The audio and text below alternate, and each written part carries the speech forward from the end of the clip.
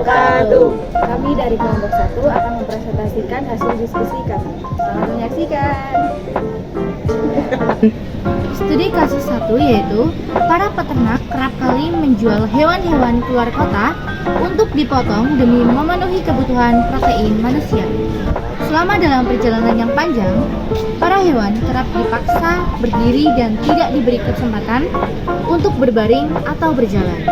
Hewan juga kerap tidak diberi pakan sesuai haknya dengan alasan agar hewan tersebut tidak mengamuk selama di perjalanan. Sementara itu, Islam memberikan panduan mengenai etika terhadap hewan, bagaimana Islam dan ilmu kepeternakan memandang kasus tersebut. Menurut pandangan Islam, hal tersebut merupakan salah satu cara menyakiti hewan karena tidak sesuai dengan etika terhadap hewan dalam Islam. Karena dalam etika terhadap hewan, manusia harus membebaskan rasa lapar dan haus. Dalam kasus tersebut, selama perjalanan panjang, para hewan juga dipaksa berdiri dan tidak diberi kesempatan untuk berbaring. Hal tersebut akan menyebabkan hewan merasa lelah karena berdiri terlalu lama.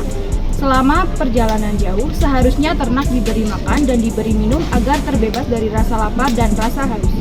Karena dalam Al-Quran dan hadis menekankan perlunya memberi makan dan minum kepada hewan dengan baik, memberikan istirahat, dan menghindari perlakuan yang kasar atau kejam. Dalam Islam, transportasi hewan seharusnya dilakukan dengan memperhatikan kesejahteraan hewan. Para pedagang hewan dianjurkan untuk memberikan istirahat yang cukup kepada hewan selama perjalanan yang panjang. Hewan yang dikirim dengan perjalanan panjang harus tetap mendapatkan haknya, seperti hak dan minum. Saat perjalanan panjang pasti ada jeda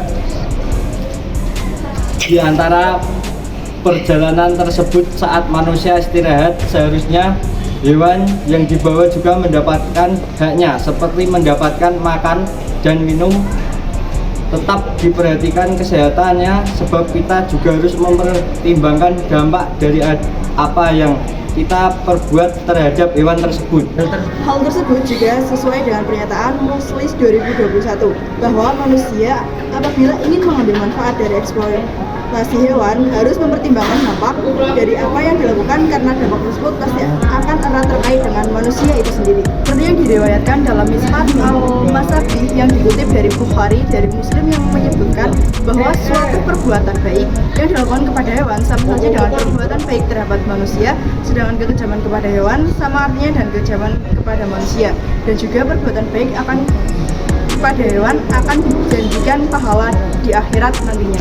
Peternakan, hal tersebut tidak baik untuk dilakukan terhadap kesehatan hewan, karena hewan tersebut juga harus mendapatkan pakan yang sesuai seperti hijauan atau konsentrat. Ternak yang tidak diberi kesempatan untuk berbaring juga tidak baik, karena menyebabkan ternak tersebut dapat mengalami stres, karena ternak yang akan dipotong harus diistirahatkan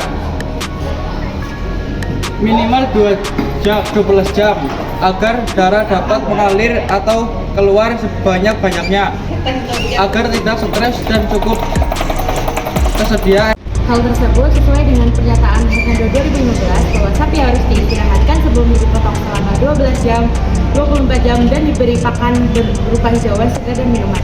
Bahkan, dalam pandangan peternakan terdapat pedoman atau aturan dalam transportasi hewan ternak dalam jarak jauh, seperti memperhatikan kesehatan hewan, stres hewan pada pratransportasi, bahkan waktu istirahat untuk pemberian pakan juga tidak diberikan di perjalanan.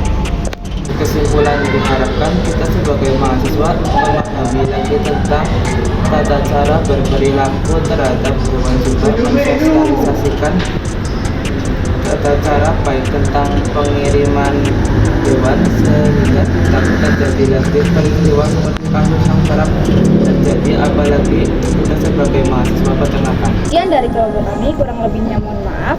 Wassalamualaikum warahmatullahi wabarakatuh.